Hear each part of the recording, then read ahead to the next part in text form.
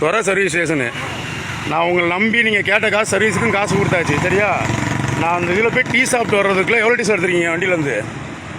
ஒரு packet diesel எடுத்துருக்கீங்க. ஊற்றுனா சரியாக போகும் இருங்க.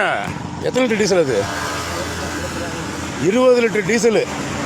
20 லிட்டர் டீசல் எவ்வளோ தெரியுமா? 1500 20 லிட்டர் டீசலு. பார்த்துக்கங்க நம்பா. 20 லிட்டர் டீசலா? அடா பாருங்களா, எவ்வளோ அசால்ட்னா. ஒரு டீ சாப்பிட்டு வர்றதுக்கு டீசல் ஒரு டீயாண்ணா. வேறு என்ன எடுத்தீங்க வண்டியில்?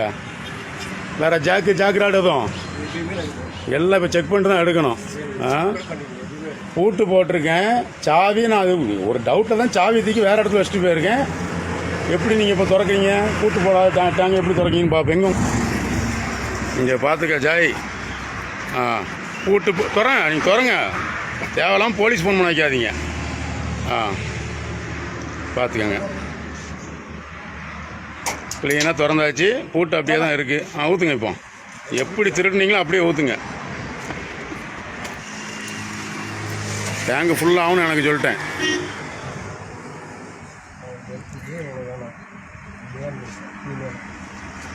தூக்கி பிடிங்க, பக்கெட் தூக்கி பிடிங்க. இன்னும் ஜெயிலில் களி திங்கிறதுக்கு இது எவ்வளோ தூக்கி பிடிக்கலாம். 5 நிமிஷம் தூக்கி பிடிக்கலாம், தப்பு இல்லை. தூக்கி பிடிங்க.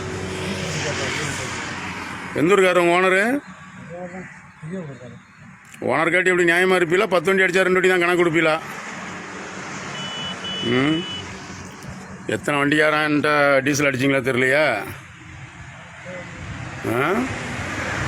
1500 ஒரு நாளைக்கு. ஒரு வண்டி என்ன ஆச்சு? மாதம் 45,000 ஆச்சு பஸ்ஸு.